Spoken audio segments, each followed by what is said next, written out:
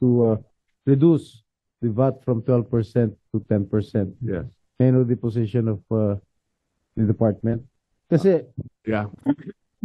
I'm sure that those who have filed the bill have all well intentions. Having said that, at this point in time, I leave it to Congress. If you pass a bill, my warning will be that there will be a possible credit rating downgrade. Mhm. And Yes. why is that? Because today, tignan lang ninyo, in next year, ang makokolekta natin sa VAT, BIR and BOC will roughly be 1.5 trillion. Ang pasweldo lang ng empleyado natin ay 1.7 trillion next year. So ang total VAT collection is not even enough to pay for the salaries of all our employees. Mhm. Ang deficit natin next year nasa 1.6, 1.7 trillion. Lahat ng capital outlay natin, ibig sabihin lahat ng tulay, kalsada, school building, hospital, inuutang natin. So kung magbabawas pa tayo ng revenue, baka pati ang current operating expenses natin uutangin na rin natin. So a 20% reduction of 1.5 trillion for next year is 300 billion. So yan yung sasabang 12 to 10. Ang halaga niya 300 billion. Kasing laki na rin ng budget ng Department of Health. So palagay ko baka hindi pumayag si Senator Bongo dyan. Nagising si Senator Bongo. So, Senator Bongo, wag mo nang ituloy yung bill mo na from 12% to 10%. Anyway, thank you, Secretary. Secretary Recto. Kay Commissioner Ariel, ano na nangyari sa mga kotse ni mga Diskaya? Good afternoon, Senator Jinggoy. Linawin ko lang ulit, 30 ho yung nakuha naming mga sasakyan. Actually, 30 plus 2. Yung dalawa kasi hindi na namin sinasama sa lista. Yung Rolls Royce na may payong. Kasama po sila dun sa, yung Rolls Royce, kasama dun sa 13 na nasa BOC compound na. Ang kategorya po niya na yan ay inisyuhan namin ng warrant of seizure and detention. Ibig sabihin, kandidato na ho yan na ma-forfeit in favor of the government. So yung Rolls Royce with the umbrella nasa 13. Yung 17 naman ho, although meron silang mga dokumento kahit papano, kaya lang isasubject po namin yung mga kumpanya kung saan bumili po yung Diskaya family sa tinatawag na post-clearance audit upang makasigurado rin po yung pamahalaan na wala akong pagkakamali. Kaya lang, base po sa pag-uusap po namin ng ICI the other day, at nakatanggap na rin po kami ng sulat galing po sa BIR at ICI, hindi po rin namin pwedeng pakawalan yung 17 doon sa 30 mga sasakyan. Again, 13 out of the 30 luxury vehicles subject na po ng seizure proceedings. Yung 17, although may mga dokumento naman, hindi rin po namin pwede pa rin hong pakawalan yan kasi yan ay bilang tulong po namin sa ICI at sa BIR na baka may iba po issues na kailangan pong hawak namin yan. So wala na natira rin sa garahe ni St. Gerard? Yung mga local cars na lang po yun. Subalit sumulat pa rin ho kami sa LTO dahil sang-ayon po sa mga narinig po namin sa mga pandinig, Mr. Guerra, Senator. 3 po pa lang ho yung nahawakan namin, kaya lang base po dun sa mga hearings, supposed to be 4 na po yun. So, we're waiting for the reply po ng LTO para matulungan kami na habulin pa kung meron pa hong lampas doon sa 30. So doon sa mga na-retrieve niyong kotse, ng mga Diskaya, marami doon yung mga tinatawag na gray? 13 po. 13. So yun yung mga hindi nagbayad ng tamang buwis. Tama po. At pati yung dokumento ay may problema po. So what do you plan? I-auction ninyo? Ako po bilang commissioner, yung aking gagawing option. Although 3 po yung options. Ako po ay isusubasaw natin yan or bidding. We will just make sure that the bidding process will be of course transparent and competitive. Yung dalawa pa hong options, hindi ko po gagawin yan. Yung pangalawa ko kasi i-donate, pwede ho namin i-donate to other government agencies. Hindi naman po maganda, Your Honor, na gamitin po yung Hindi, alak. wag niyo i-donate sa Senate, ha? Hmm. Yun po. So yung pangatlo naman ho, lalong di ho natin gagawin, yung pong wawasakin yung mga sasakyan dahil sayang po yung pwedeng kitain po ng pamahalaan. Mhm. Yung mga kotse yung sinurrender ni Bryce Hernandez, nasa kustodiya ng ICI. ICI po. Hindi po gray eh. Binili po nila sa Kampi members din po. So talagang sinurrender lang nila yan. Sinurrender po. So hindi nyo alam kung ano plano ng ICI doon? Kung susubasta nila? Hindi ko po alam at this point kung anong plano po ng ICI. So Pero kami magpo-post clearance audit po hindi kami. nila ito turn over sa inyo, no? Hindi po kailangan kasi po tama po yung dokumento noon at yung pinagbayaran potentially tama naman po. But ICI and BIR would look into the other aspects of the vehicles po. Lastly, Mr. Chair, would like to commend Commissioner Ariel dahil ngayon ako nakakita ng Commissioner ng Customs na napakasipag at talagang hands-on duty yung kanyang ginagawa sa Bureau of Customs. Maraming salamat, Mr. Chair. Ralph Recto. Sir, for the record po, I am against unprogrammed funds, especially pag nagagamit po ito masyadong broad na nagagamit na po siya for naging natatawag na nga ni Senator Win as naging pork barrel po itong unprogrammed funds kung hindi po alam ng Pilipino kung saan po nagagamit, hindi itemized sa ating national budget. At balikan ko lang po yung 2024. Nandun po yun sa provision na pwedeng gamitin pwedeng walisin ng National Treasury o ng Bureau of Treasury or ng Finance yung mga excess funds. At nagkaroon tayo ng discussion yan sa Committee on Health dito sa Senado at nagkaroon po ako ng 14 hearings including health emergency allowances ng mga health workers at ito pong sa PhilHealth. Kung gamitin naman po yung excess funds pambayad sa health emergency allowances ng mga health workers, wala naman pong masama dahil services rendered po yun, pinagpawisan po nila yon at pinaghirapan ng panahon ng pandemya ang ating mga modern day heroes. Kaya lang po, yung mga excess funds kinuha po ng National Treasury, pinol, then yun po yung ginamit for unprogrammed funds. At noong 2024, meron pong pinabalik na 89.9 billion. Salamat po sa Supreme Court na nagkaroon sila ng TRO at hindi inubos yung 89.9 billion, 60 billion po ang napunta sa National Treasury. Ngayon, nag-order po ang Presidente this year na ibalik po yun. Yun ang katanungan ko is paano po yun ibabalik sa PhilHealth for this year o ipa-fund po ang PhilHealth next year. At pinaalala ko naman po sa PhilHealth natin as early as last year, sabi ko sana kung binastos niyo yung pondo ng PhilHealth sa tama, kung nagawa nilang yung mga reforma ginawa nila noong Disyembre, nag-board meeting sila, yung mga additional case rates, yung mga additional packages, yung mga old policies nila, tinanggal na nila.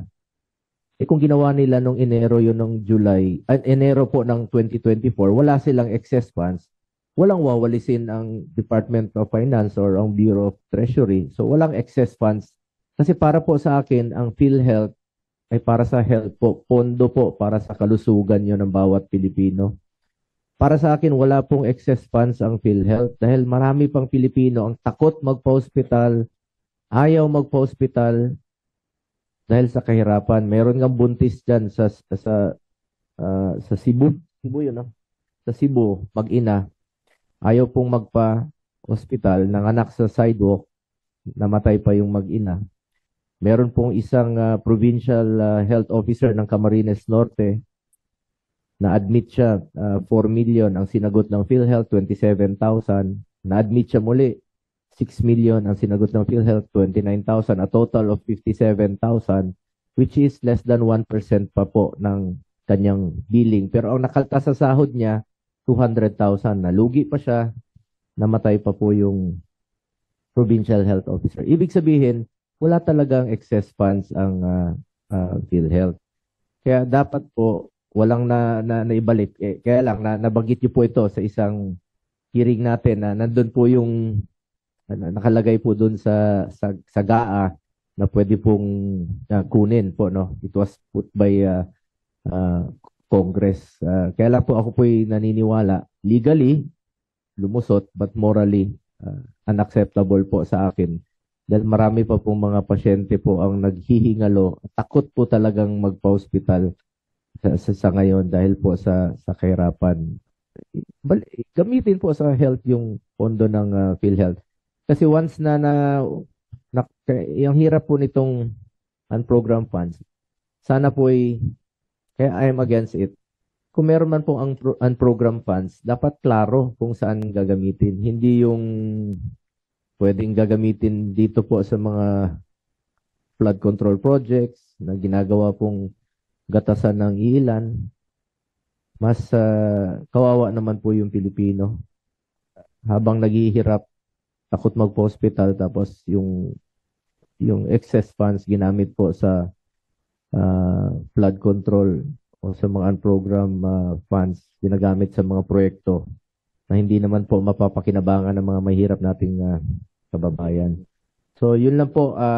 I know you're doing your job po sa Secretary Ralph Recto. Yun lang po ang concern ko. Paano po maibabalik itong 60 billion? Paano po gagamitin po ito? At paano po maiwasan na magamit po itong mga unprogrammed funds sa pork barrel? Yung mga unprogrammed funds na proyekto ng mga flood control na hindi natin alam. Pag nandiyan dyan yung excess collection na pinaghirapan nyo rin po ito, kayo pong nagkolekta nitong excess collections, tapos pagdating po sa sino bang mag-decide niyang unprogrammed funds, hindi na natin alam kung saan napupunta. Dapat kung meron man ang unprogrammed funds, naka-specified po doon saan panggagamitan po. Huwag naman po sana sa mga, kung foreign assisted projects, dapat klaro po, Senator Win, na sa foreign assisted project. Huwag naman yung masyadong broad na pwedeng gamitin sa iba't ibang proyekto na hindi na natin kontrolado. At alam mo yun, alam natin yun na hindi na natin kontrolado saan napupunta yun. At nagiging source na po ng corruption at ginagawa pong gatasan ng iilan po. Concern lang po ako sa pera ng gobyerno. Dapat po yung maibalik po sa taong bayan at nagagamit po sa tama. Yes, Secretary Ralph. maraming salamat sa inyong katanungan sa aking kaibigan, Senator Bongo, na kasama ko sa layunin na ma-improve ang kalusugan dito sa ating bansa.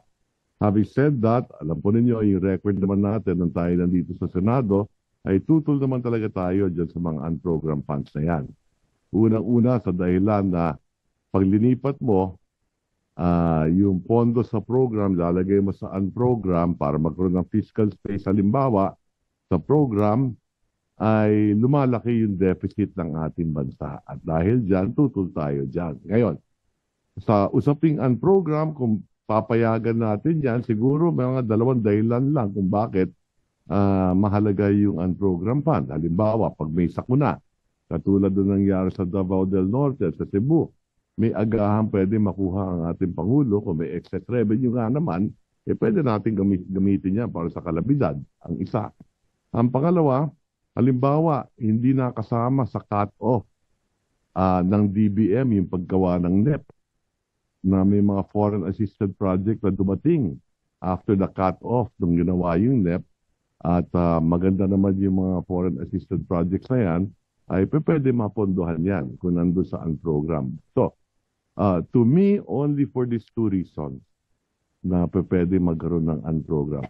Siguro pwede natin tignan as a percentage of the budget, 1%, 5% of the budget, pwede siguro unprogram. Something like that. No? But only for these two purposes.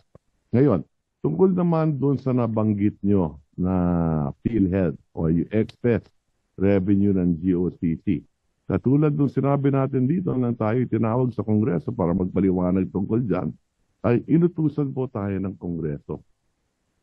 Sinabihan tayo base sa 2024 GAA, mandated, the DOF shall. Inutusan tayo ng Kongreso noon. Kaya natin ginawa yun. Ano po? At tama po yung sinabi nyo, nagkaroon ng Supreme Court decision na nag-TRO, instead of 89 billion, yung 30 billion, winitol, yung 60 billion na gamit natin. At naipaliwanag na natin yan dito. Marami dyan, hindi man kalahati, napunta doon sa mga health workers na tumulong ng panahon ng pandemic. Mahigit 27.5 billion. At maraming iba dyan na gamit from health to health. No? Ngayon, katulad doon nabanggit ko, para magkaroon ng fiscal space ang Kongreso, linipat yung ibang priority programs ng ating Pangulo sa program and some other foreign assistance projects together with flagship projects na yun naman ang pinondahan, karamihan din, doon sa program noong 2024. Now, directly, saan manggagaling yung 60 billion na ibabalik natin sa PhilHealth na nakuha natin noong 2024? Nabayaran na rin natin yung mga health workers, nabayaran na rin natin yung mga ibang medical assistance programs na kapaloob ngayon yan sa GAB, sa General Appropriations Bill ng House. Naisingit na natin dyan yung 60 billion na dinagdagan natin ang Department of Health budget na ibibigay sa PhilHealth na mahigit 60 billion in next year's budget sa 2026. Ano po? Saan kinuha yung 60 billion? Napag-usapan natin ng Pangulo na kung babawasan natin ang budget ng DPWH doon sa flood control na mahigit 250 billion. Sabi ko sa Pangulo, I recommended na yung 60 billion ibigay na natin sa PhilHealth na hindi na natin kailangan. Ibigay na natin sa PhilHealth yung 60.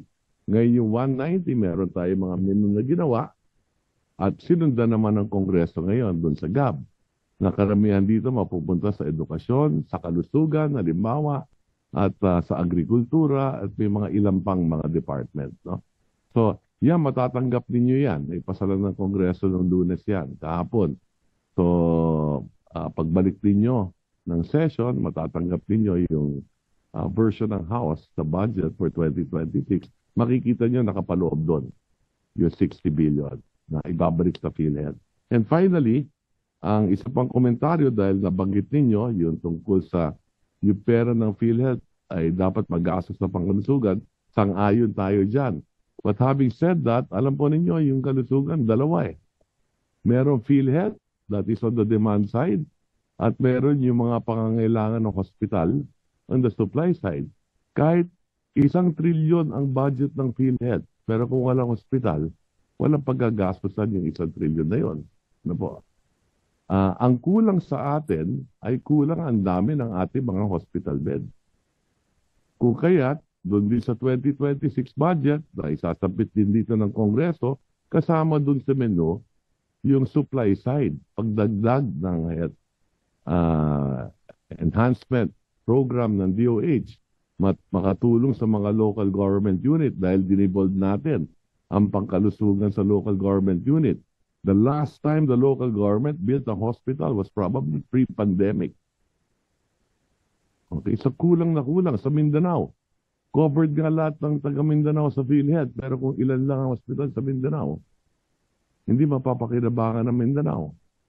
Mas maraming hospital sa Luzon, mas maraming taga Luzon na miyembro ng PhilHealth ang makikinabang halimbawa sa PhilHealth dahil may hospital sa Luzon. So, I would strongly suggest for Congress to look at it from both sides. The number of hospitals and hospital beds we have, including the funding of PhilHealth pagdating sa kalusugan. So maraming salamat sa inyong katanungan, sir. I agree with you, no? In fact, nung chairperson po ako ng Committee on Health, with your support noon sa 18 Congress, na talagang pinaglaban natin yung mga additional hospital beds, renationalization, kung kakailanganin, dahil maraming mga probinsya po na walang sariling hospital, kaya DOH po nagdadala at marami tayong sinusuportahan na mga hospital at mga health centers. At pakiusap ko lang sa Secretary Recto, tulungan nyo rin po ito to make it operational at dapat magamit po mula Luzon, Visayas hanggang Mindanao. And pakiusap ko lang po na reminder lang po, mas alam nyo naman po ito, nabanggit nyo po kanina na inutusan po kayo ng Kongreso kung na pwedeng kunin po sa GOCC yung excess funds. Ang pakiusap ko lang naman po, since nasa inyo yung discretion kung ano po yung GOCC na pwedeng pagkukunan. Wala pong discretion ang ibinigay sa akin ng Basta excess mandate po. na yon. Mandate. Oo, maliwanag yung walang discretion na ibinigay. Basta excess revenue. Ang pakiusap ko lang, can you just spare the health? I mean, kung maaari, kung magkakaroon kayo ng mga ganong provisions in the future, wag lang po sana yung health. Kung wala, di na rin tayo papayag dito sa Senado ng ganon. Yan ang Di pakiusap na rin ko sa tayo Kongreso. papayag. Pero ibig ko pong sabihin, kung meron man pong mga ganong provision na makita kayo, kindly spare the health. Kasi para sa akin talaga, PhilHealth is para sa health. Health, klaro eh. Right. Health ng Pilipino, PhilHealth. I agree totally. Ang pakiusap ko sa inyo, huwag nyo kaming utusan.